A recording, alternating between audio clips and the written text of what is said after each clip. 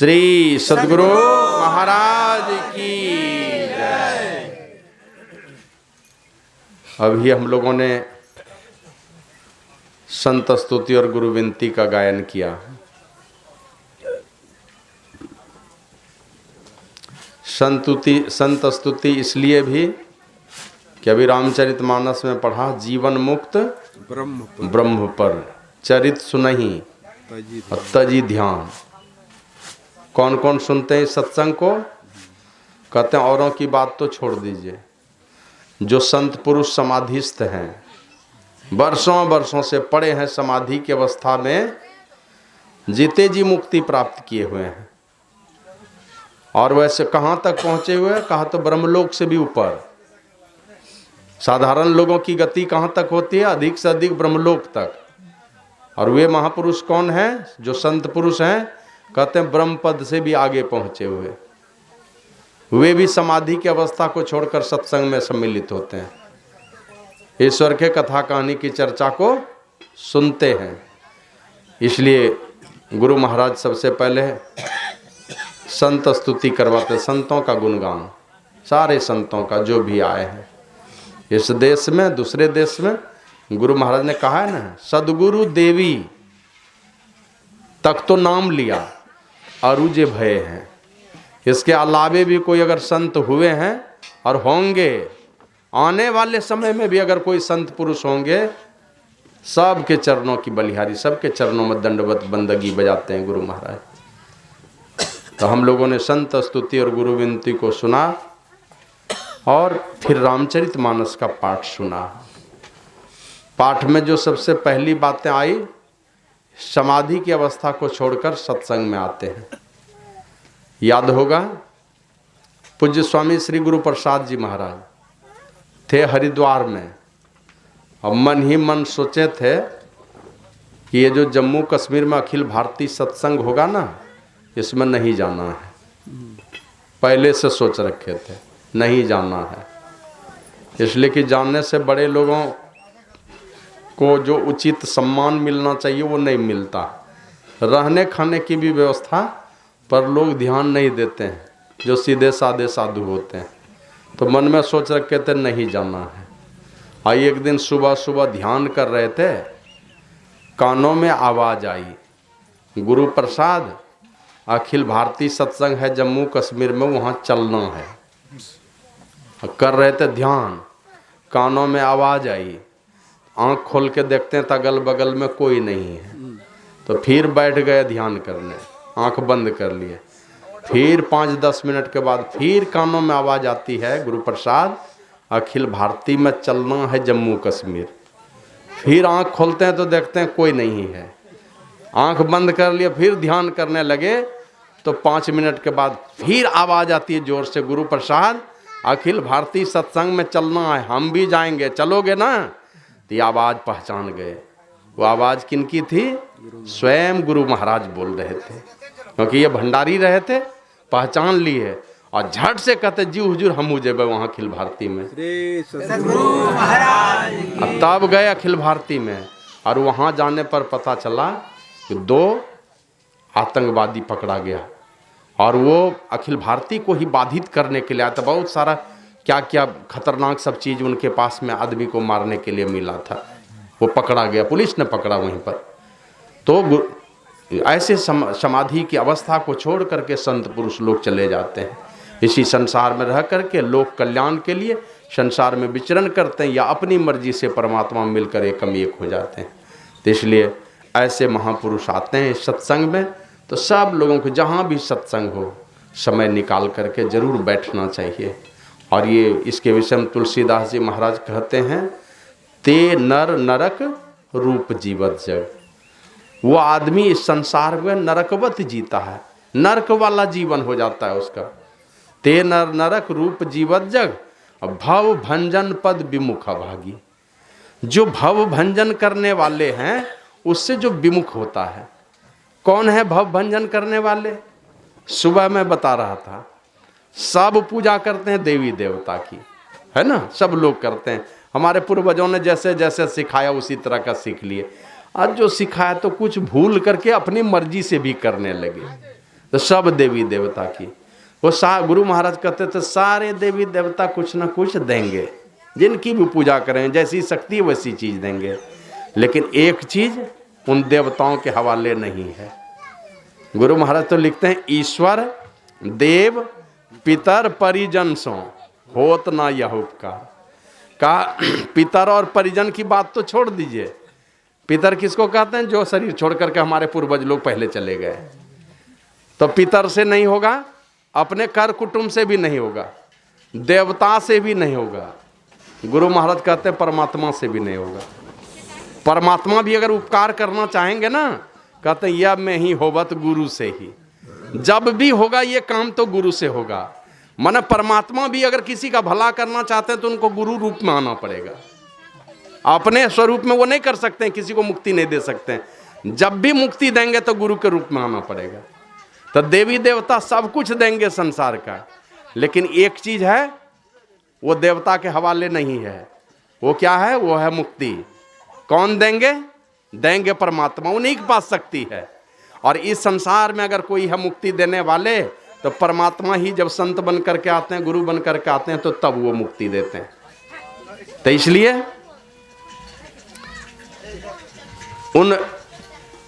ये मुक्ति देने का काम एकमात्र अगर होगा परमात्मा से, या नहीं तो व्यक्त रूप में इस संसार में होगा तो संत सदगुरु से होगा, वही मुक्ति दे सकते हैं। और ऐसे जो उस भव भंजन करने वाले उस परमात्मा से गुरु से जो विमुख रहते हैं वे अभागे लोग हैं और उनका जीवन नरकवत हो जाता है। और जो उनसे जब विमुख रहेंगे, संतों से ही विमुख रहेंगे, तो सत्संग कहाँ से होगा?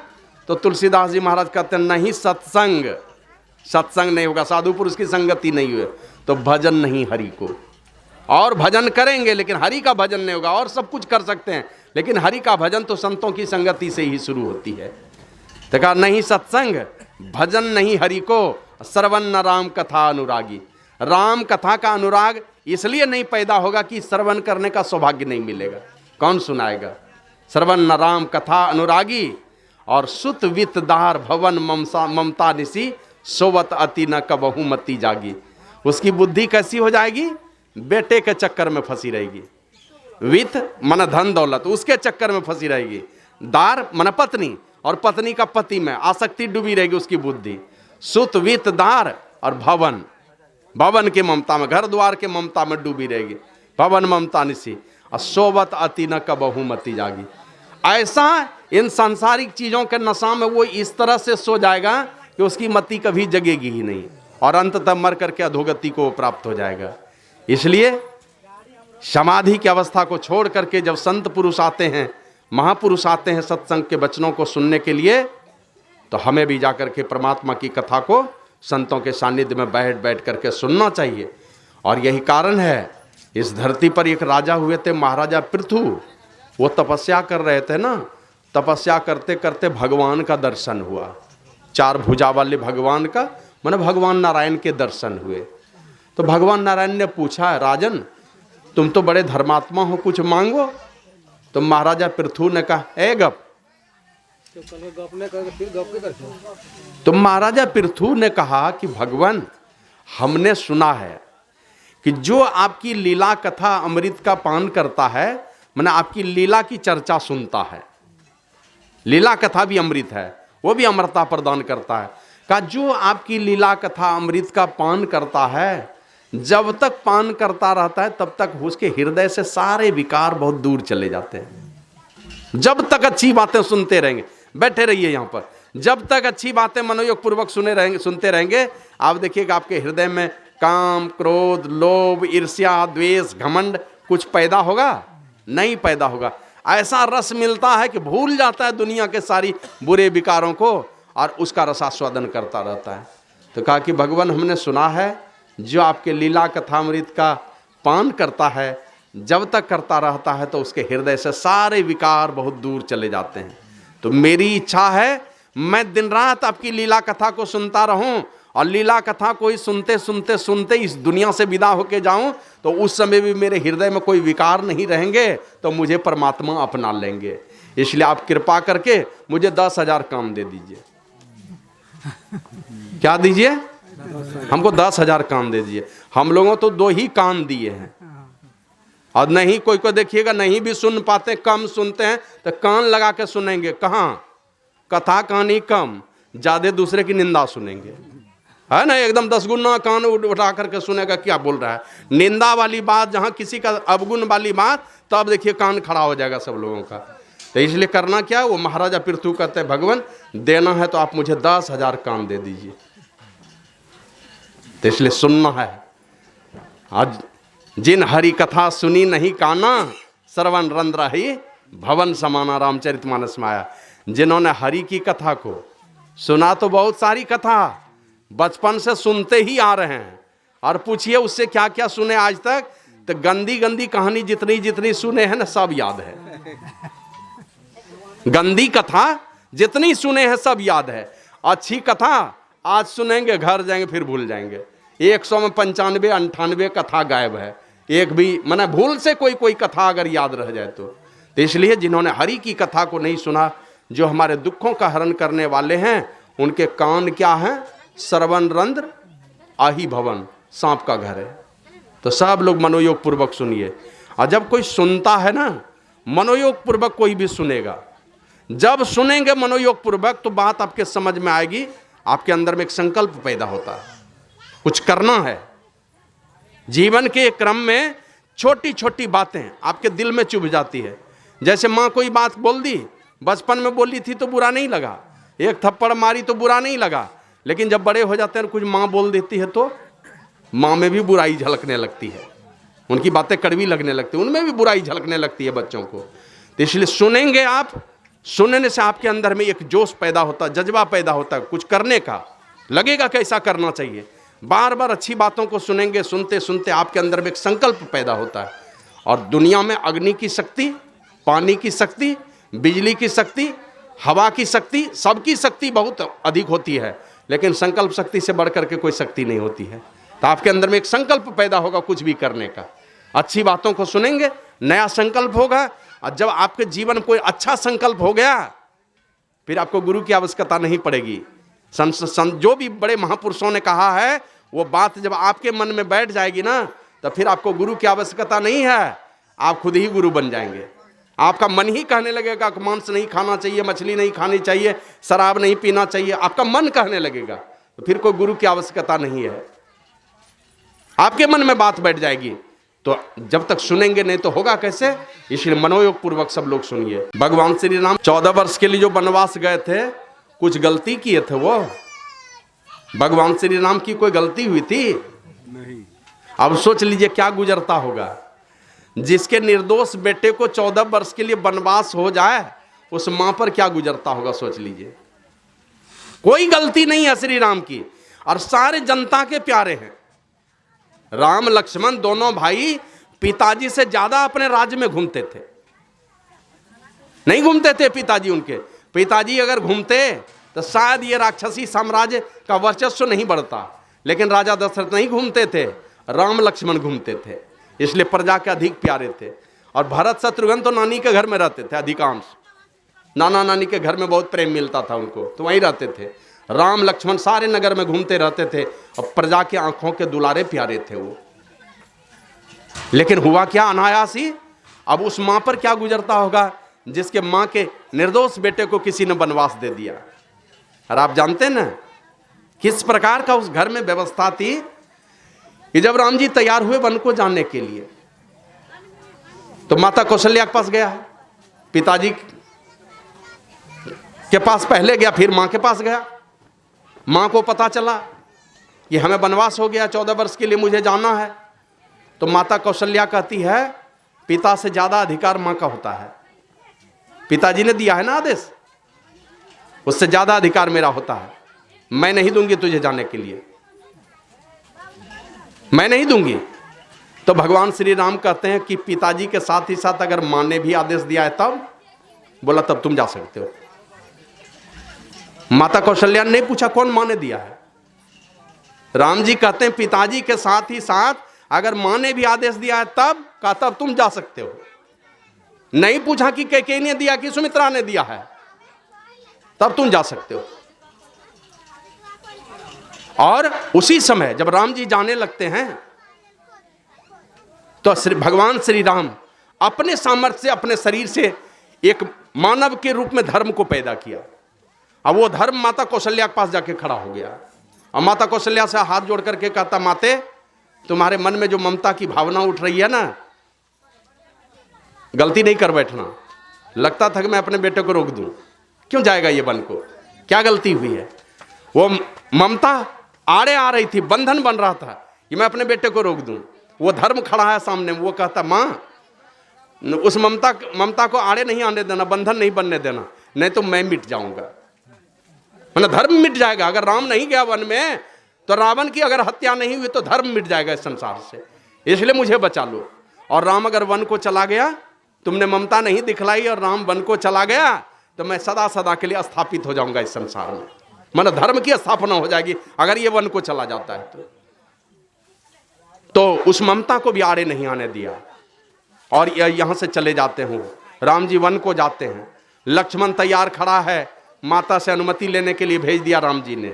माता से अनुमति लेने के लिए गया तो माता ने यही कहा कि बेटे चला जा, तू चला जा, मैं तो इस जन्म में तुम्हारी माँ हूं, पिछले जन्म में भी नहीं थी, इसके बाद वाले जन्म में भी नहीं रहूंगी। लेकिन ये कौन है, तो इनके विषय में कहा, प्रभु श्री राम के विषय में पहले तो कहा गुरु पितु मातु बंधु सुर साई। कितने हुए? 6। गुरु पितु मातु बंधु सुर साई, मानी अहि सकल राम की नाही। ये 6 को किस तरह से मानना है? गुरु मिल जाए, माता मिले, पिता मिले, अपने भाई मिले, देवता मिले और अपना स्वामी मालिक परमात्मा मिल जाए। या तो संसार का कोई स्वामी है या सारे संसार का कोई स्वामी है, या सांसारिक कामों का भी अगर मेरा स्वामी है, कोई मालिक है। किस तरह से मानना उसको? राम की तरह। मन माता है, पिता है, भाई है, देवता है, मालिक है और गुरु हैं, सब राम के नाते। कहा कि जाओ, और आज से मैं तुम्हारी मां नहीं हूं तुम्हारी मां। कहा जब जब तुमको मेरी याद आए तो माता सीता को देख लेना। जब मेरी याद आए तुमको, पिता की याद आए तो प्रभु श्री राम को देख लेना, यही तुम्हारे सर्वस्व है। और जब जब तुमको अयोध्या की याद आए, उसी दंडकारण्य को तुम अपनी अयोध्या मान लेना, क्योंकि जहां श्री राम है वहीं तुम्हारी अयोध्या है। और यही कह करके भेजा उनको, राम प्राण प्रिय जीवन जी के, स्वार्थ रहित शाखा सभी के। ऐ मेरे पुत्र, ये राम कौन है? राम प्राण प्रिय जीवन जी के, सारे जीवों के प्राणों के आधार हैं ये श्री राम, सारे जीवों के, और स्वार्थ रहित सखा सभी के, निस्वार्थ प्रेम करने वाले ये मित्र हैं। सारे संसार के सारे जीवों के बिना स्वार्थ के ही ये प्रेम करने वाले हैं। दुनिया के और लोगों का प्रेम तो स्वार्थ के वशीभूत होता है। ऐसे गुरु महाराज लिखे हैं, यह धन धाम कुटुंब कबीला सब स्वार्थ के चेहरे, अपने अपने सुख के साथी हेर न को सुख तेरे। इसी को बाबा कबीर एकदम विशद विश्लेषण करते हुए कहते हैं, मन फूला फूला फिरे जगत में कैसा नाता रे। अरे मन, इस संसार में जो तुम फूले फूले फिर रहे हो, कभी कुछ विचार किया कि जिसके साथ रिश्तेदारी है तुम्हारी, वो कैसे रिश्तेदारी है? कभी तुमने विचार किया? अपने ही मन के माध्यम से दुनिया के लोगों को सिखा रहे हैं। अब विचारो, माता कहे या पुत्र हमारा, बहन कहे वीर मेरा, अब भाई कहे या भुजा हमारी, नारी कहे नर मेरा, मन फूला फूला फिरे जगत में कैसा नाता रे। कभी विचार किया? ये जिस माता ने कहा कि ये पुत्र है मेरा, बहन ने कहा मेरा भाई है, मेरा वीर है, और भाई ने कहा कि मेरा दाहिना हाथ है, नारी ने कहा मेरा नर है, मेरा पति है, तो थोड़ा और आगे बढ़ करके कहा जब लग जीवे माता, पेट पकड़ के माता रोवे, बाँ पकड़ के भाई, लपटी झपट के तिरिया रोवे, हंस खेला जाए। जब लग जीवे माता रोवे, बहन रोवे 10 मासा, 13 दिन तक तिरिया रोवे, फिर करे घर वासा। इसी बात को भगवान श्री कृष्ण ने कहा कि अर्जुन, तुम कभी यह मत समझना कि तुम्हारे बिना यह संसार सुना होगा। लगता है तुम बहुत काम के हो, लेकिन जब जाओगे इस संसार से ना, मेरी माया इतनी प्रबल है, ये 10-5 दिन में तुमको भुला देंगे, ये सारा संसार तुमको भुला जाएगा। कितना हूं बड़े हस्ती वाले, ये सारा संसार आपको भुला देगा और अपने घर के धंधे में मशगूल हो जाएगा, भूल जाएगा आपको। कौन बेटा और बेटी और दुनिया और जहां किसको याद करता है? अभी देखते हैं कोई एक शहीद होकर के आता है, आया तो सब लोग रोते हैं। क्या जीवन भर उनकी धर्मपत्नी रोती रहती है? हाँ, आता है वो दिन, मृत्यु का दिन आता है। बहुत सारी बहनें हैं जो पति के वियोग में रोती हैं, लेकिन फिर भी भूल कर उन सारे दुखों को, गमों को भूल करके संसार के कामों में अपने को फंसाती है कि नहीं फंसाती है? इसलिए कहा, हाड़ जरे जस लाह कड़ी के केस जरे जस घासा, और सोना ऐसी काया जर गई। तर जो कह रहे थे मेरा पुत्र है, नारी कह रही थी कि मेरा नर है, भाई कह रहा था मेरी भुजा है, बहन कह रही थी ये मेरा वीर है, तो आया क्यों नहीं? घास के तरह बाल जल गया, हड्डियां जल गई, लाह के तरह कड़क कड़क करके, और सोना ऐसी काया जल गई, सोने जैसी काया जल करके समाप्त हो गई, कोई नहीं आया। तो इसलिए कोई किसी यह धनधाम कुटुंब कबीला सब स्वार्थ के चेहरे, अपने अपने सुख के साथी हेर न को सुख तेरे, चले जाएंगे। कृष्ण भगवान ने कहा मेरी माया इतनी प्रबल है, लोग भुला देंगे आपको, भूल जाइए। तो इसी प्रकार वही भगवान श्री राम को यही कहा उनकी माता ने, बेटे तू चला जा उनके साथ, और भेज दिया। माता से अनुमति लेने के लिए गया, कहा ये निस्वार्थ प्रेम करने वाले हैं श्री राम, तो इनकी सेवा में चला जा, सपने में भी इनको दुख नहीं होना चाहिए, कह करके भेज दिया। अब प्रेम के विषय में हमने चर्चा किया था गोड्डा में भी, किस प्रकार का भाई भाई का प्रेम था। एक तरफ लक्ष्य भरत जी कह रहे हैं मेरे जैसा लोग अगर राजा बनेगा तो धरती रसातल में चली जाएगी, और प्रभु श्री राम कहते हैं तुम्हारे जैसा धर्मात्मा अगर राजा बनेगा तो प्रजा को सुख होगा। जब धर्मात्मा राजा बनता है तो प्रजा को सुख होता है, ये भरत जी के लिए। और राम ने अपने लक्ष्मण की बड़ाई की, लक्ष्मण के विषय में कहा दुनिया में जितने भी चीज हैं सब की परछाई काली होती है, किसी चीज की भी परछाई कैसी होती है? काली, और एक मेरी परछाई है वो सफेद है, और वो है मेरा लक्ष्मण।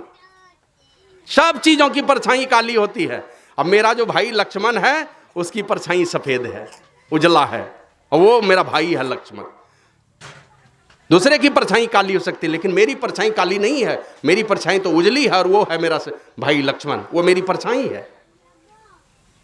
भरत जी गए वन को लाने के लिए, जब राम जी को लौटाने के लिए जाते हैं तो भारद्वाज ऋषि के आश्रम में पहले श्री राम गए थे, जब वन को जा रहे थे तो भारद्वाज ऋषि को जब पता चला कि अयोध्या के अधिपति हैं और ये वन को आए हैं, यही युवराज हैं, ये युवराज हैं, तो भारद्वाज ऋषि ने बहुत सेवा की उनकी, क्योंकि चक्रवर्ती सम्राट का बेटा है। बाद में भरत जी गए इधर से, तो भरत जी की और अधिक सेवा की।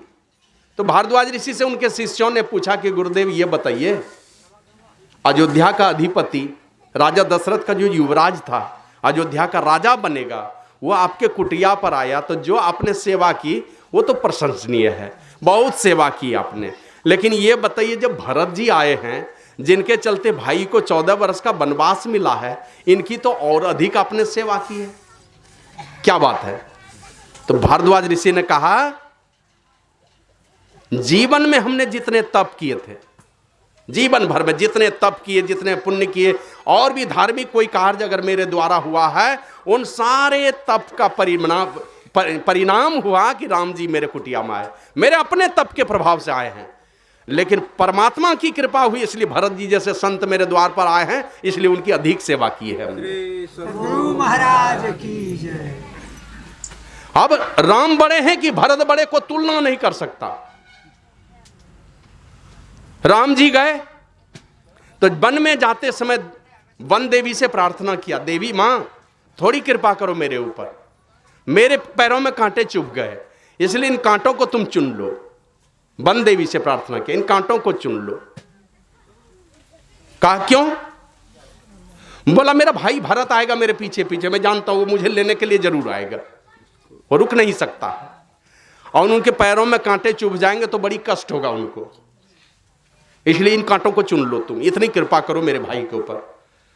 तो वन देवी ने प्रश्न किया कि जिस भाई के चलते तुमको ये वन का वास मिला है, उनके लिए तुमको इतनी दया है?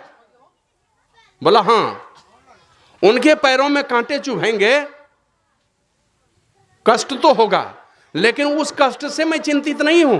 कहा तब? कहा चिंतित इसलिए हूं कि अगर उनके कांटों में, उनके पैरों में कांटे चुभेंगे तो उनको जब कष्ट होगा ना और रो पड़ेगा, वो ये सोच करके मेरे भैया को कांटा गड़ा होगा तो कितना कष्ट होता होगा, मेरे दुख से वो ज्यादा दुखी हो जाएगा। वो अपने दुख से नहीं होगा दुखी, वो दुखी हो जाएगा मेरे भैया के पैरों में भी यही कांटे चुभे होंगे। तो इस प्रकार का प्रेम था उन भाइयों के बीच में। और वही भरत जी जब जाते हैं भारद्वाज ऋषि का आश्रम में, भारद्वाज ऋषि को कहते हैं कि गुरुदेव मेरे भैया जो इधर से गए हैं क्या वो मुझे क्षमा कर देंगे ना, क्षमा करेंगे ना मुझे? तो भारद्वाज ऋषि कहते हैं वो क्षमा करेंगे कि नहीं करेंगे ये तो मुझे नहीं पता, लेकिन तुम्हारे प्रति प्रेम कितना वो हमने देखा है। जब वो जा रहे थे, यहां से यात्रा कर रहे थे, तो पूजा करने के लिए फूल बेलपत्र धूप दीप आदि उन्होंने अपने हाथ में लिए, और जैसे ही हमने संकल्प कराया, तो संकल्प कराते समय आप लोग जाते होंगे इधर देखे होंगे कहीं पूजा पाठ करते समय क्या संकल्प कराते हैं पुरोहित? आर्यावर्ते जम्बू द्वीपे भारत खंडे, कल आते हैं ना, बोले जैसे हमने संकल्प कराना शुरू किया, आर्यावर्ते भारत खंडे जम्बू द्वीपे, ये आर्यावर्ते जम्बू द्वीपे भारत खंडे, जैसे हमने भारत खंडे कहा, हा भरत कह करके हाथ से सब फूल बेलपत्तर गिर गया और बेहोश हो गया वो तुम्हारा नाम लेकर के। तो क्षमा करेंगे कि नहीं करेंगे वो तो मुझे नहीं पता, लेकिन तुम्हारे प्रति जो प्रेम है उनके हृदय में उसको हमने देखा है निकट से। तो इस प्रकार का प्रेम है। घर में कहीं नफरत की दीवार जरूर खड़ी हुई थी, लेकिन चारों भाइयों ने कभी नफरत की दीवार खड़ी ही नहीं होने दी। बहुत बड़ी दुश्मनी की दीवार खड़ी हुई थी, लेकिन चारों भाइयों ने नेस्त नाबूद कर दिया। उन सारे जो प्रपंच रचे गए थे वो प्रपंच को चलने नहीं दिया अपने राज में, और चारों भाई का सहयोग चारों की धर्म पत्नी ने भी किया। इस प्रकार का प्रेम से भरा पूरा हुआ परिवार है। 14 वर्षों के बाद लौट करके आते हैं, खुशी का माहौल है। भगवान श्री राम राज सिंहासन पर आसीन हो गए, राज तिलक हो गया, चारों तरफ गुणगान होने लगा राम जी का। और ऐसा गुणगान भी हो क्यों नहीं, अकाल मृत्यु किसी की होनी नहीं थी। और आप लोग एक प्रसंग शायद सुने होंगे कि नहीं, भगवान श्री राम आए तो बोले जरा सा गणना करो हमारे राज्य की, अयोध्या की जनगणना हो जाए। तो जनगणना करवाया, का पहले पता करो कि मेरे अनुपस्थिति में कितना आदमी मरा, कितने लोग मरे हैं। तो गिनती करने पर पता चला कि एक आदमी मरा है 14 वर्षों में, एक आदमी। वो कौन थे जानते हैं? वो थे राजा दशरथ, और कोई नहीं मरे थे। और वो भी कब मरे? भरत जी के अयोध्या आने के पहले। भरत जी नानी के घर में थे, राम जी वन चले गए, इसी बीच में मर गए। अगर भरत जी आए होते तो वो भी नहीं मरते, तो एक मरे थे। तब कहा अब हमारे जाने के बाद जन्म कितने लोगों ने लिया, तो पता चला 14 वर्षों में एक भी बच्चे ने जन्म नहीं लिया। 14 वर्षों में एक भी नहीं।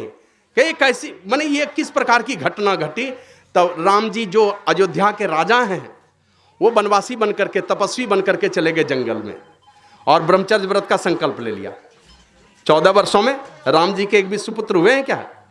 14 वर्षों में नहीं, ब्रह्मचर्य व्रत का संकल्प ले लिया कि माता का आदेश है कि वनवासी बनकर के, तपस्वी बनकर के तुमको जंगल में रहना है, बलकल वेश धारण करके रहना है। तो 14 वर्षों तक साधु बनकर के रहे। और भरत जी ने देखा कि जब राजा ही मेरा वनवासी बन गया, सन्यासी बन गया, तपस्वी बन गया, तो सेवक का तो धर्म बड़ी कठोर होता है। उन्होंने भी ब्रह्मचर्य व्रत का संकल्प लेकर के नंदीग्राम में डेरा डाल दिया, वहां डाला। लक्ष्मण जी साथ ही हैं। उर्मिला ने यही जाते जाते कह दिया कि जाओ भैया के साथ जाओ, मेरे ममता में पड़ करके नहीं रहना, तुम वहां भैया की सेवा करना, भैया भाभी की, और मैं यहां माता पिता की सेवा करूंगी।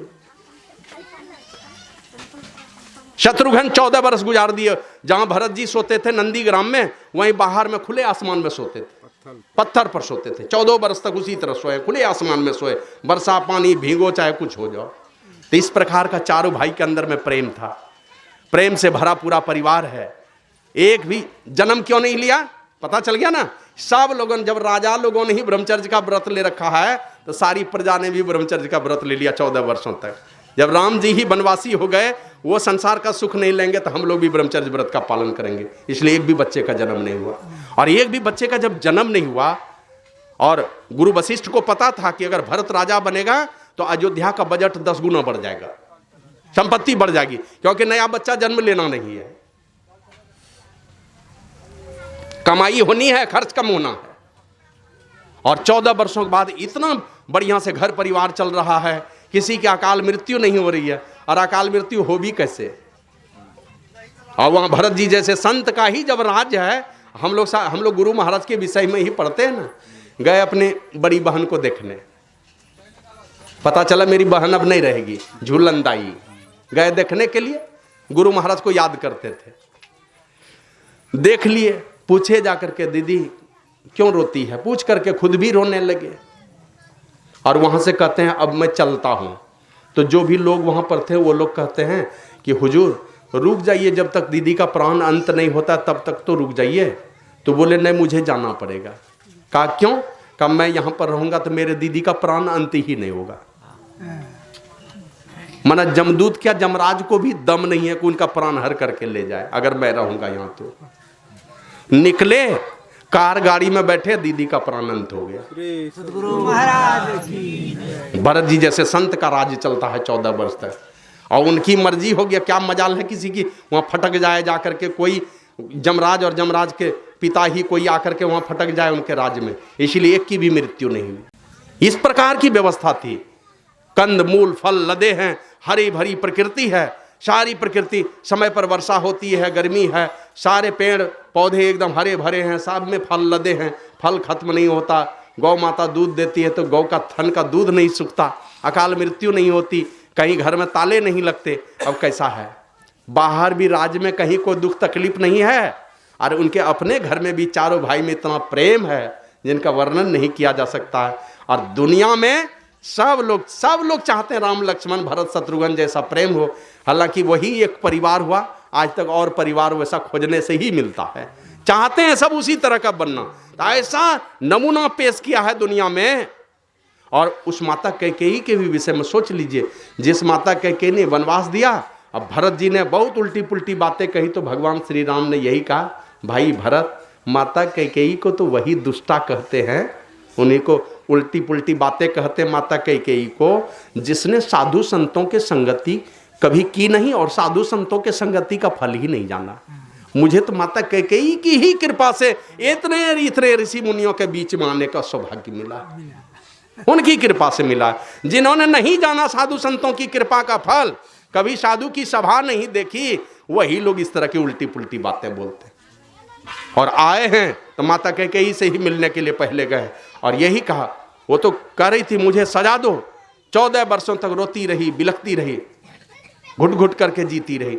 नहीं दिया प्रभु श्री राम ने सजा तो भी घुट घुट करके जीती रही। और माता कैकेयी को यही जाके कहा कि माँ तुम तो वही हो ना।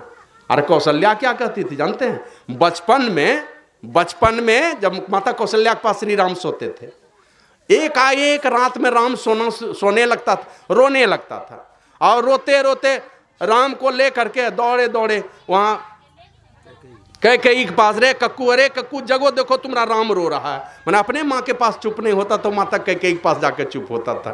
रोज माता कैकेयी अपने हाथों से भोजन कराती थी।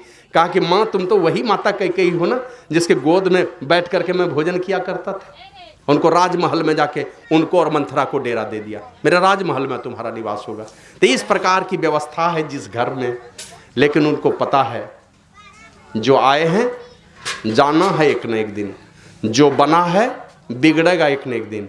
बाबा कबीर ने कहा उगए सो उत्थवे, जो उगा है एक न एक दिन डूबेगा। उगए सो उत्थवे, फूले सो कुम्हलाए, जो फूल फूले हैं एक दिन कुम्हलाएगा। और चिनवै सो ढही पड़े, जामे सो मरी जाए। जिसको एक एक ईंट करके चिनवाया है, एक नहीं एक दिन वो ढहेगा, चाहे कितना हो कीमती बना लो। और जिसने जन्म लिया है एक न एक दिन उसको मर जाना है।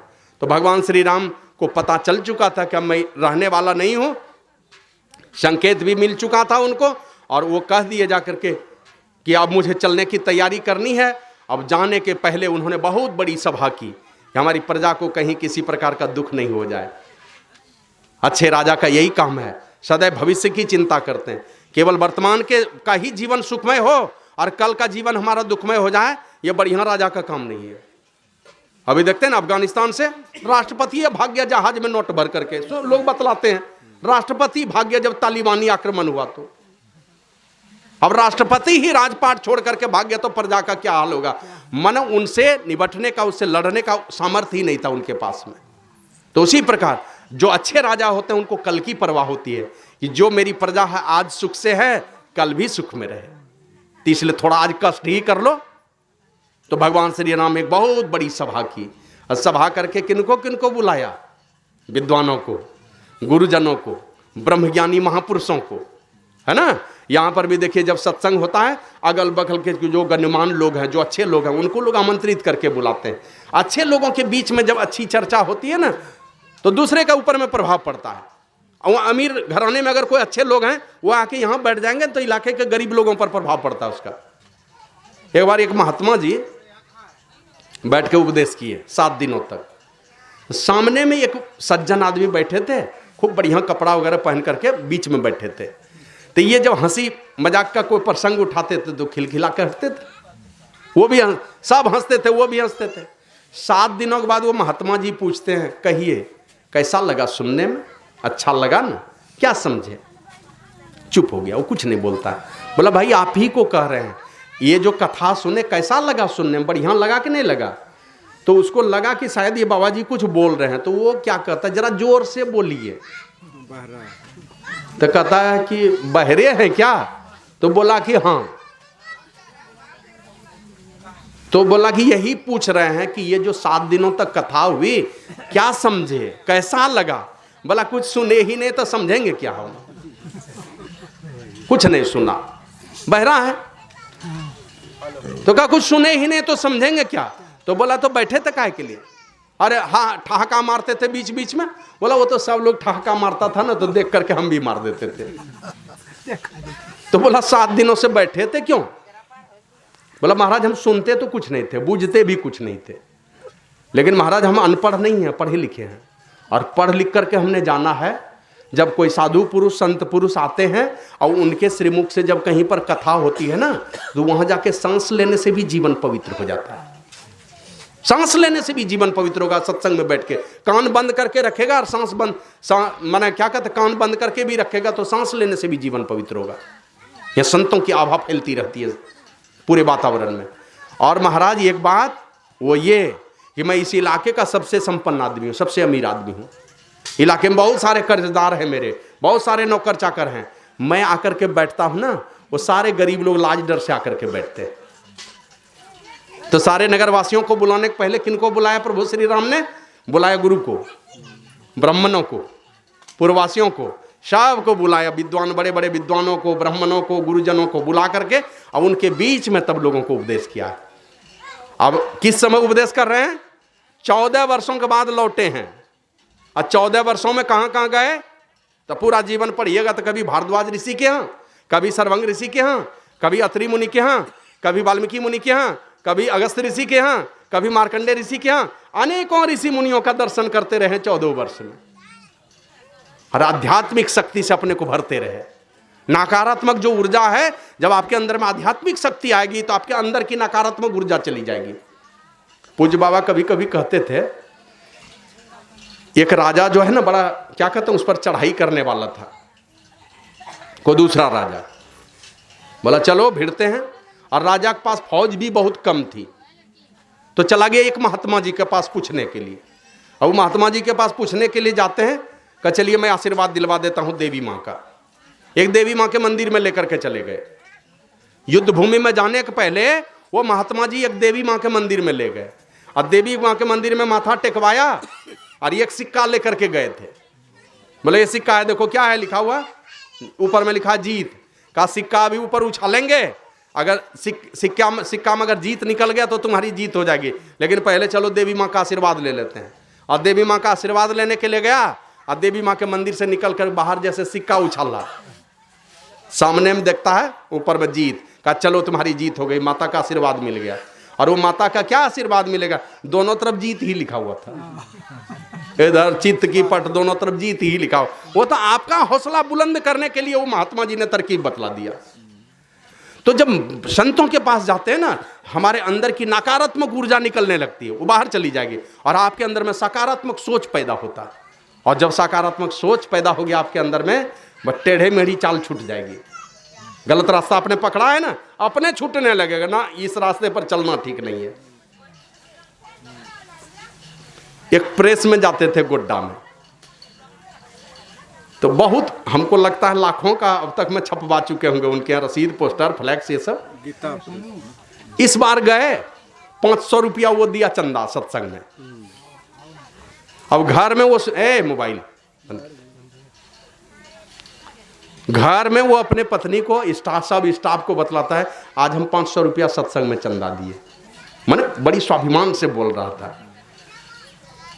500 रुपया चंदा दिए और गया सत्संग में, कुछ सेवा भी किया। वहां प्रेस का मालिक प्रसाद तो नहीं खाया, तो बाद में हम लोग यहीं से भेजवा दिए उसके घर पर, पॉलीथीन वगैरह भर करके भेज दिए उसके यहाँ। सब स्टाफ लोग वहीं पर प्रेस में ही खाया और अपने घर में ही चर्चा करने लगा, नहीं अब हम भी मांस मछली नहीं खाएंगे। सतगुरु महाराज की। हम कुछ नहीं बोले, अपने मन से 500 रुपया चंदा भी दे दिया।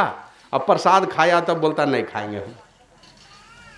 तो आपके अंदर की नकारात्मक ऊर्जा स्वाभाविक रूप से ये होने लगती है, निकलने लगेगी और सकारात्मक सोच आपके अंदर में आ जाएगा। तो आध्यात्मिक ऊर्जा से लवरेज होकर के भर करके प्रभु श्री राम आए हैं और आए हैं राजा बने हैं। और जिनके हृदय में धर्म स्थापित हो गया, कभी वो अधर्म का काम होने नहीं देगा, कभी प्रजा के दुख का कोई काम कर ही नहीं सकता, वो गलत कदम उठाएगा ही नहीं उठाएगा, क्योंकि उनके अंदर में तो सारे संसार के कल्याण की भावना छिपी। नगरवासियों को बुलाया, लेकिन साथ ही साथ सारे गुरुजनों को, ब्रह्मज्ञानी महापुरुषों को और विद्वानों को बुला लिया। और क्या कहते हैं कि भाई मैं कुछ कहना चाहता हूं, क्योंकि अब मेरे जाने का समय हो गया है, और कहना इसलिए चाहता हूं, इसमें तुम लोगों की भलाई है, उस भलाई की बात मैं कह रहा हूं। फिर भी यदि तुम लोगों को मेरा कुछ स्वार्थ दिखलाई पड़े, का मैं किसी घमंड से नहीं बोल रहा हूं कि मैं राजा हूं, किसी पद पर बैठा हूं इसलिए अभिमान में बोल रहा हूं, ये भी बात नहीं है। और किसी आसक्ति में भी पढ़ के नहीं बोल रहा हूं मैं। आसक्ति में पढ़ के लोग उल्टी पुल्टी बातें भी कर लेते हैं। बेटे का मोह हो जाएगा तो देखिए बेटे के पक्ष में ही कुछ बोल देगा। तो बोला किसी मोह ममता में पढ़ के नहीं बोल रहा हूं, किसी पद के अभिमान में भी नहीं बोल रहा हूं, और किसी लोभ लालच में भी नहीं बोल रहा हूं। तो इस प्रकार एक से एक कठिन कठिन बातों की चर्चा है। तो वही कपिल भगवान कहते हैं, इस प्रकार पापों को भोगता हुआ जमदूत उसको सजा देते हुए देते देते तब किसी नीची योनि में भेजता है। जब पाप कटित हो जाता है, पाप कट जाता है, उसके बाद किसी नीची योनि में भेजता है, कीड़े मकोड़े की योनि में। वहां से किसी तरह मुक्ति होती है तो फिर किसी अन्य जीवों में जन्म होता है। किसी तरह बहुत माने लाखों करोड़ों वर्ष जब गुजरते हैं तब किसी तरह मनुष्य का शरीर मिलता है। उस मनुष्य शरीर में भी जब आता है, माँ के गर्भ में कीड़े के समान रेंगता है। धीरे धीरे वो मांस पिंड जो है धीरे धीरे बढ़ता जाता है, हाथ पैर ये सारे चीज बनते जाते हैं, और बनते बनते जब पूर्ण मनुष्य के रूप में वो आता है तो बाहर संसार में आता है। बाहर संसार में आने के बाद भी गंदगी के थैली में लिपटा हुआ वो पापी आत्मा गंदगी के थैली में लिपटा है। माँ के गर्भ से बाहर आया, ये भी सामर्थ्य नहीं है उसके अंदर में कि मैं हिल सकूं या डोल सकूं, कहीं चल सकूं, ये भी सामर्थ्य नहीं है, दूसरे के वशीभूत है। 9 महीने तक माँ के कोख में, बाहर संसार में आने के बाद भी इस प्रकार रेंगने जैसी स्थिति होती है। छोटे कीड़े मकोड़े जैसे रेंगते हैं, उसी तरह माँ के गर्भ से बाहर आकर के ये जीवात्मा रेंगता है, और धीरे धीरे माता पिता का सहारा लेकर के वही आगे बढ़ता है। और एक संत ने लिखा, जब तुम थे माता के पेट, ऊपर गोड़ मस्तक हेठ, तब तुम कौल किया था दोनों कर जोरिया। जब मैं बाहर होऊंगा सुमिरन ध्यान करूंगा, त्रितल संध्या में ना करूंगा वेरिया, चेतो न सवेरिया साजन है। जब तुम हो गया बाहर, अब भूला पर भूखा करार। परमात्मा की ऐसी माया है, परमात्मा को भुला दिया।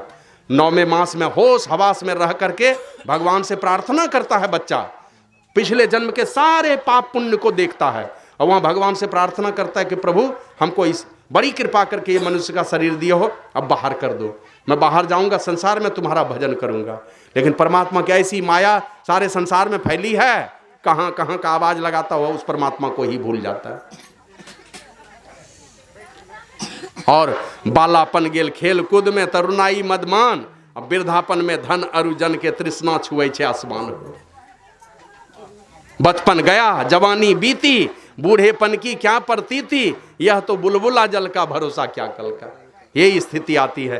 तो माता देवहूति को कपिल भगवान ने इस प्रकार उपदेश दिया और कहा कि माते, जब तक इस आत्म तत्व को जीव नहीं जानेगा, जब तक नहीं जानेगा, सब कुछ जाना, लेकिन उस आत्म तत्व को नहीं जाना। और उपनिषद में आया, इह चेद वेदी दत्त सत्यमस्ति न चेदिहा वेदिन महति विनष्टि भूतेषु भूतेषु विचित्र धीरा प्रेत्यास्मात् लोकात्मृता भवंती। का यदि इस जन्म में ब्रह्म को जाना, अपने आत्म तत्व को जाना, ब्रह्म को जाना, परमात्मा को जाना, तब तो ठीक है, और नहीं जाना तब महति विनष्टि, बहुत बड़ा नाश। इससे बड़ा नाश और कुछ नहीं हो सकता। बहुत कुछ किया, यही काम नहीं किया, बहुत बड़ा नाश हो गया। इससे बड़ी हानि नहीं हो सकती है। जानना है, जानने का संकल्प लेना है, संकल्प लेके कदम बढ़ाना है। कदम बढ़ा करके कहीं रास्ते में ही छूटेंगे तो उल्टा परिणाम नहीं होता है, जाता है स्वर्गलोक, लौटेगा तो बढ़िया कुल परिवार में जन्म हो जाएगा। तभी से जानने का संकल्प लेना है, चुकना नहीं है। नहीं तो बाबा कबीर कहते हैं, लख 84 भरमी के पाँव पर अटकी आए, अब की पासा ना फिरे तो फिर 84 जाए। पासा पलटिए, लाल होना चाहिए गोटी, और नहीं लाल हुआ तो 1 नंबर से चलना पड़ेगा, 84 बार फिर घूमना पड़ेगा। सांप सीढ़ी का खेल देखते हैं ना, सीढ़ी मिले तो एक बार में 10-20 घर लूडो में ऊपर चढ़ जाते हैं, और सांप का मुंह मिले तब तो 99 नंबर से 1 नंबर में पहुंचा देता है। मनुष्य का शरीर मिला, बस यहीं से लाल करना है। संतों की युक्ति लीजिए और ये सीखना है। वही भगवान श्री का राम कहते हैं, साधन धाम मोक्ष कर द्वार। सारे साधनों का धाम है, और यही एक शरीर है जिसमें मुक्ति का द्वार है। बाबा साहेब स्वामी जी महाराज कहते हैं, ये तन मानो भव सिंधु पै सेतु है, वो सदानंद पाने का भी हेतु है। इसे विषयों के पीछे बेरत कर दिया, सोच रे मन इसे पा भला क्या किया। क्या किया इसको पा करके? हमारे गुरु महाराज कहते हैं, गुरु को सुमरो मीत क्यों अवसर खो। अब भव में बहुत तक दुख जुगन जुग रो बहू। ये संसार में इतना दुख है कि युगों युगों तक रोते रहोगे अगर इस बार अगर गलती हो गई तुम लोगों से। तो ये शरीर से नीचे जहां उतरे, गलती जहां हुई, इस शरीर से अगर नीचे उतर गए, कितने लाखों करोड़ों अरबों वर्ष गुजरेंगे कहा नहीं जा सकता। पिछले वर्ष में आया था तो हमने बताया था कि मैं गया था वहां बद्रीनाथ दर्शन करने, बद्रीनाथ, केदारनाथ, गंगोत्री, जमुनोत्री। तो बद्रीनाथ से नीचे उतरा तो वहां से 50 किलोमीटर नीचे में है जोशी मठ। आज से लगभग 2600-2700 वर्ष पहले वहां पर आदि गुरु शंकराचार्य ने तपस्या किया है। 2600-2700 वर्ष पहले 5 वर्ष के उम्र में तपस्या की थी आदि गुरु शंकराचार्य ने। वो कौन सा पेड़ है जानते हैं? तूत का, जिसको सहतूत कहते हैं। सहतूत का पेड़ है, उस पेड़ के नीचे तपस्या किया था जगत आदि गुरु शंकराचार्य ने। अभी भी वो पेड़ है, हाँ अभी भी जिंदा है। अगर भगवान हमको भेज दे उसी पेड़ में, अब सोच लीजिए कितना बरस तक रहेंगे। कीड़ा मकोड़ा बने, मच्छर बने तो 6 दिन में मरिएगा, दूसरा जो नहीं मिल जाएगा। लेकिन कहीं वो पेड़ बन गए तो आप जाइए मुजफ्फरनगर उत्तर प्रदेश में, जहां सुखदेव मुनि ने राजा परीक्षित को कथा सुनाई थी, वहां एक बट वृक्ष है। प्रयागराज में बट वृक्ष है ना। कृष्ण भगवान जहां पढ़ते थे धौम्य ऋषि का आश्रम, वहां बट वृक्ष है, हजारों वर्षों से पड़ा। कहीं उस पेड़ में चले गए था तो एक पेड़े के रूप में हजारों वर्ष गुजर जाएंगे आपके। इसलिए भगवान श्री राम ने कहा, सारे साधनों का धाम और मुक्ति का द्वार है। मुक्ति का द्वार एकमात्र मनुष्य शरीर में है ना। इसी शरीर से आप मुक्ति पा सकते हैं, इस संसार सागर से सारे दुखों से निकल सकते हैं, अन्य किसी शरीर से नहीं पाएंगे। और साधन धाम मोक्ष कर द्वारा पाई न जेहि परलोक समारा। वो साधनों का धाम और मुक्ति का द्वार इसी मनुष्य शरीर के अंदर है, पिंड और ब्रह्मांड के बीच में, और दोनों नेत्रों के बीच में, और वो भी है मनुष्य के शरीर में। ऐसे संसार का भी कोई काम अगर करना चाहते हैं ना, वो साधन भी इसी मनुष्य शरीर में है। कल ही मैं पढ़ रहा था, एक लड़की है कोई गुप्ता, अंशिता गुप्ता, अरविंद गुप्ता की बेटी है, मध्य प्रदेश की रहने वाली। सीजीएम का ड्राइवर है उसका बाप है सीजीएम का ड्राइवर, बेटी हो गई जज। ड्राइवर की बेटी जज बन गई। थोड़े दिन पहले सुने 22 वर्ष का एक लड़का राजस्थान का, वो जज बना है। 22 वर्ष का लड़का जज बन गया।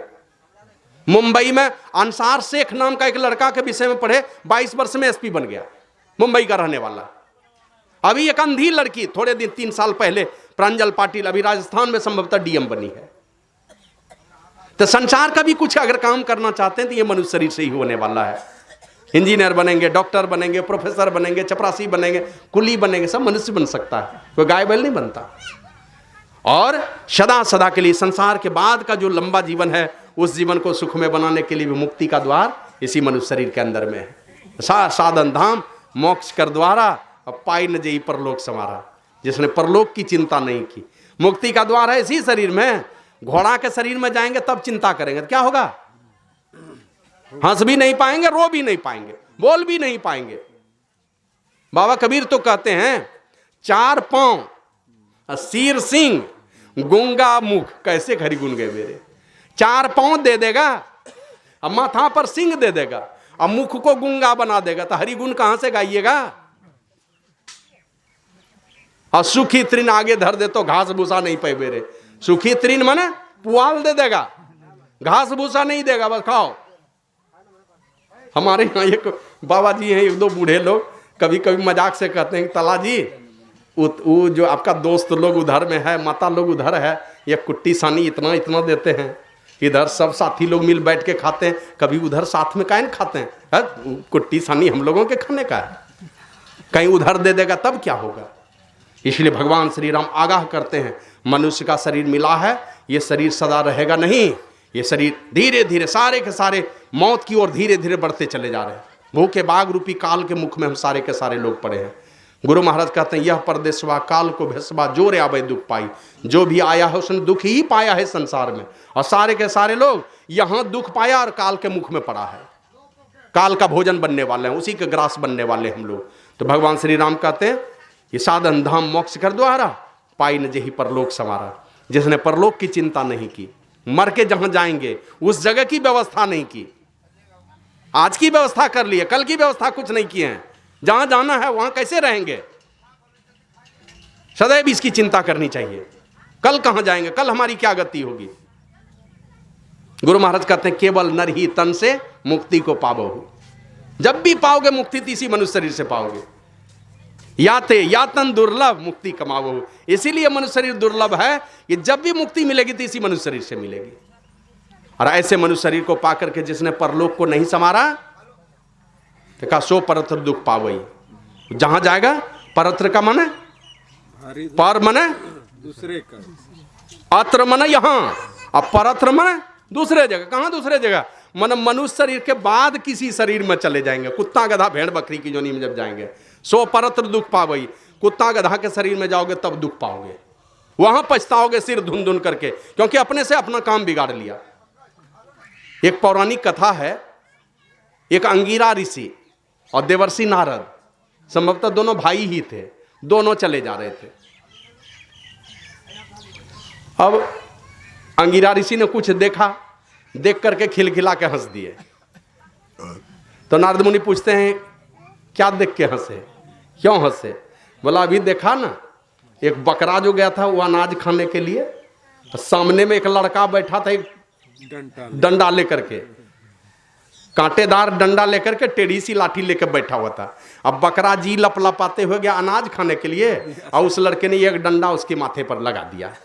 खा भी नहीं सका, मैं करते हुए भागा। इसीलिए हंसी आ गई। बोला क्यों, बताइए। तो अंगिरा ऋषि कहते हैं, एक आदमी था, वो अनाज का कारोबार करता था, बहुत पैसा कमाया। पैसा कमाया तो बुद्धि बढ़ी, तो सोचा और कुछ बिजनेस करूं, तो वो कपड़े का बिजनेस शुरू कर दिया। बढ़िया घर बनाया और कपड़े का कारोबार करने लगा। उससे भी अधिक कमाई हो गई। अब अनाज का कारोबार है और कपड़े का भी कारोबार है, तो सोचा और कारोबार बढ़ाना चाहिए, तो सोना चांदी का कारोबार शुरू कर दिया और एक महल बना लिया। बाद में लगा कि और कुछ बढ़ाना चाहिए, तो हीरे का कारोबार शुरू कर दिया। और ये सब व्यवस्था करके जीवन में कोई धर्म का काम, पुण्य का काम, भक्ति का काम, साधु संत के सेवा का काम कुछ नहीं किया।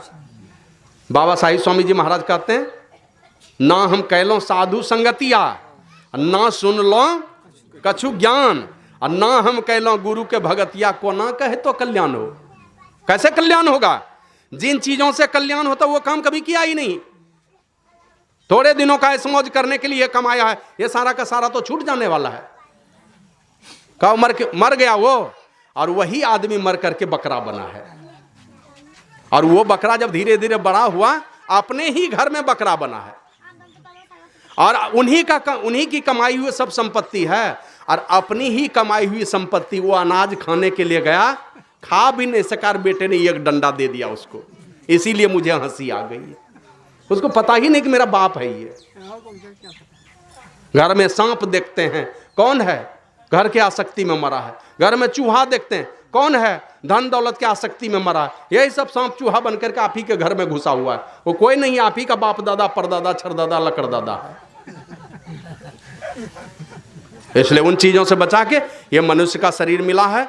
भगवान श्री राम कहते हैं यही तन कर फल ये सो परत दुख पावई, सिर धुनि धुनि पछताई, काल ही कर्म ही ईश्वर ही मिथ्या दोष लगाई। आएगा समय, समय पर दोष लगाएगा। हमको समय नहीं मिला करने का, अपने कर्म पर, नसीब पर दोष लगाएगा। नसीब में ऐसा नहीं लिखा था, और अंतिम में परमात्मा पर दोषारोपण करेगा।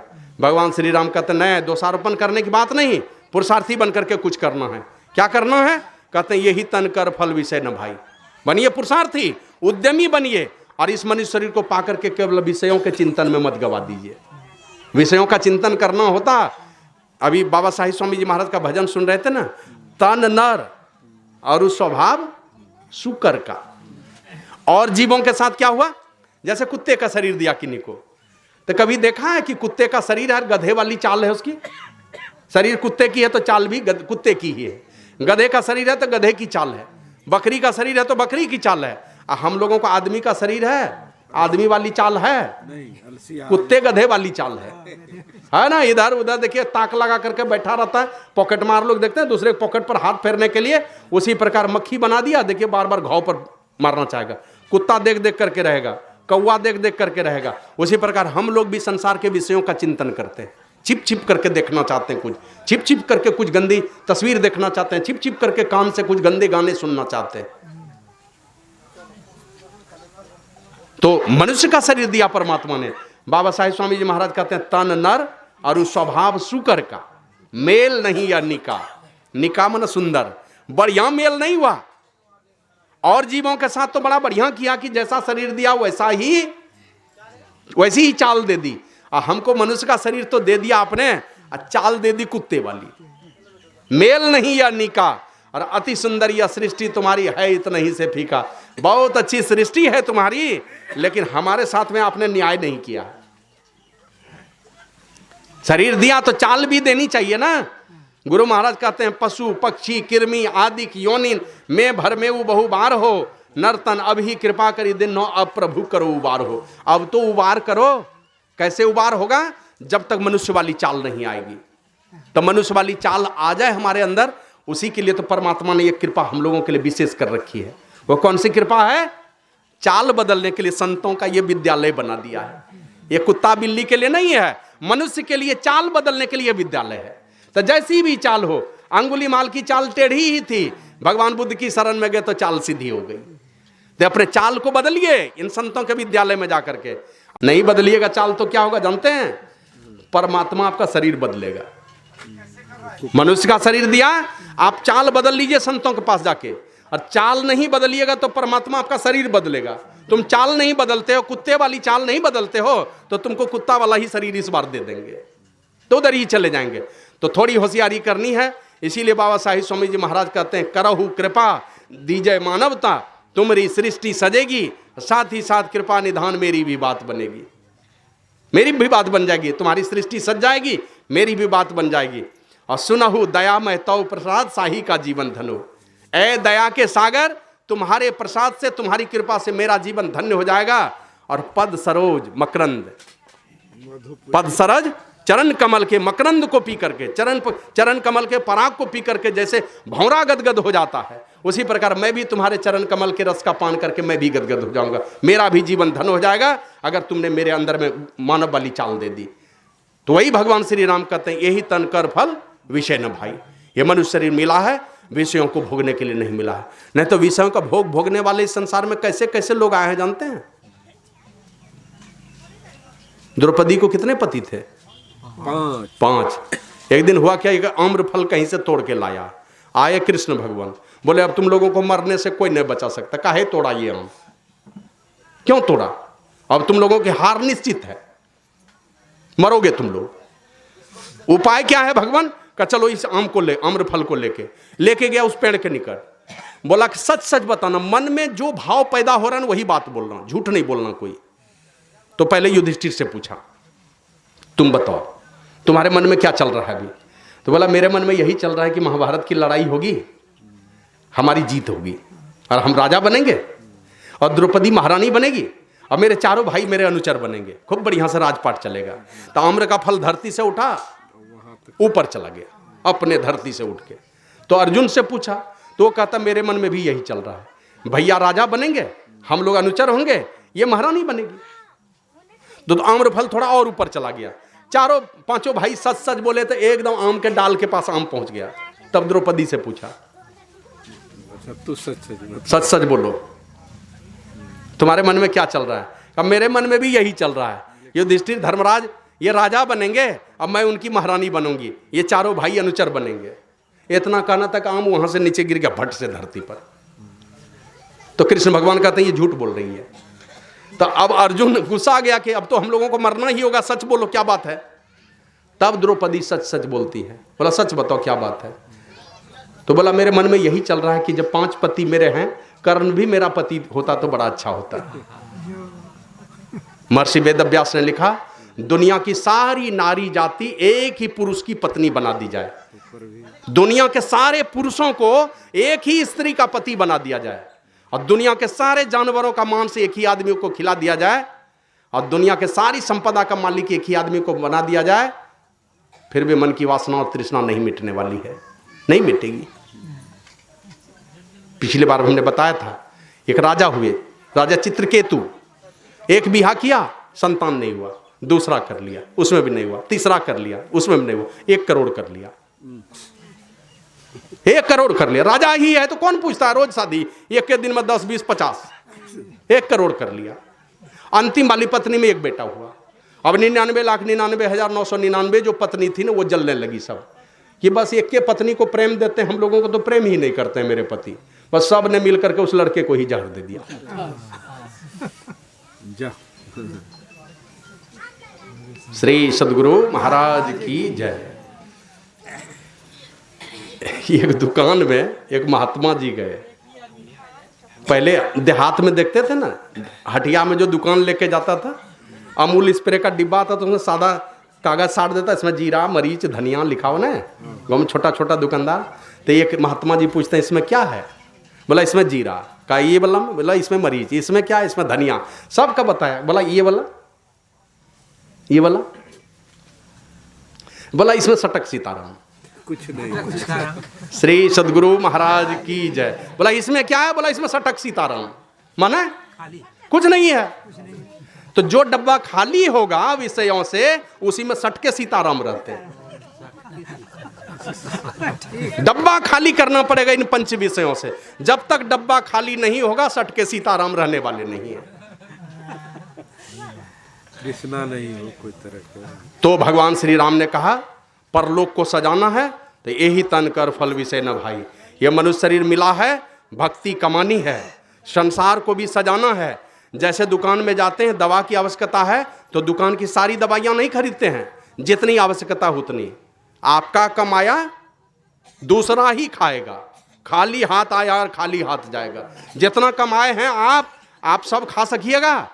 नहीं खा सकिएगा। आपका बेटा जो पीछे से आ रहा है वो क्या करेगा? सब आप ही कमा के रख दीजिएगा तो वो किस लिए जन्मा है इस दुनिया में? ठिक्का ले रखे हैं सारे दुनिया का, तो कमाइए जरूर। बाल बच्चे की प्रतिष्ठा है, धन दौलत चाहिए। संसार कैसे सजाएंगे? संसार सजना चाहिए, लेकिन संसार सजाने में इतना मदमस्त मत हो जाइए कि अपना ही भविष्य अधोगति का शिकार हो जाए। इसलिए भगवान श्री राम ने कहा यही तन खर फल विषय न भाई।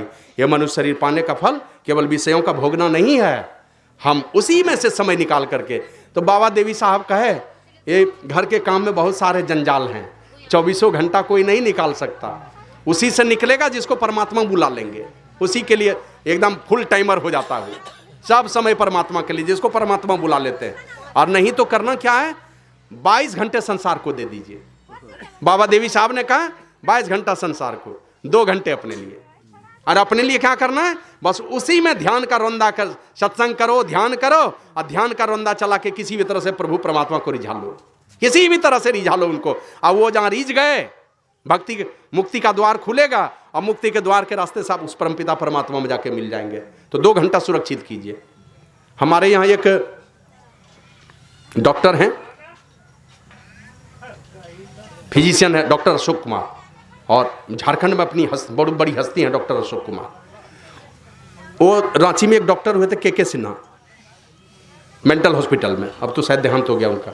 वो कहते थे अशोक 2 घंटे सुरक्षित रखो अपने लिए, 22 घंटा से सारा संसार 2 घंटा अपने लिए, 1 घंटा आत्मचिंतन करो और 1 घंटा बड़े बड़े डॉक्टरों के विचार को पढ़ो, स्वाध्याय करो।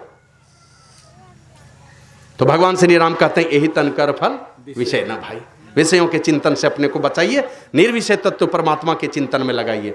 और निर्विषय तत्व के चिंतन में लगाएंगे तो ध्यानम निर्विषयम बना। निर्विषय कैसे होगा मन? तो बिना ध्यान किए नहीं होगा। और निर्विषय तत्व परमात्मा है, जैसे ध्यान करेंगे निर्विषय तत्व परमात्मा की ओर आपका मन चला जाएगा।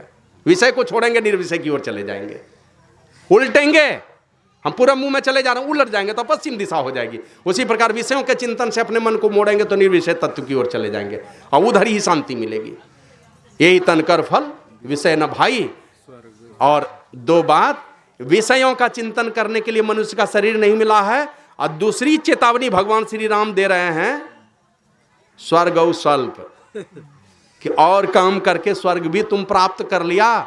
भगवान श्री राम कहते थोड़े दिन के लिए मिलेगा, वो 5 स्टार होटल जब तक पूंजी है तब तक, नहीं तो लाइन होटल में ही जाना पड़ेगा।